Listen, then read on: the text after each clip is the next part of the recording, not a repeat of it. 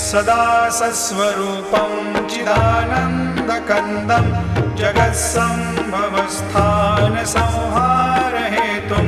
स्वभक्तेच्छया मानुषं दर्शयन्तं नमामीश्वरं सद्गुरुं साईनाथं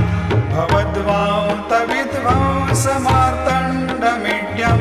मनोवागतीतं मुनिर्ध्यानगम्यं जगद्व्यापकं निर्मलं निर्गुणत्वां नमामीश्वरं सद्गुरुं साईनाथं भवाम्भोधिमग्नादितानां जनानां स्वपादाश्रितानां स्वभक्तिप्रियाणां समुद्धारणार्थं कलौ सम्भवन्तं नमामीश्वरं सद्गुरुं साईनाथं सदा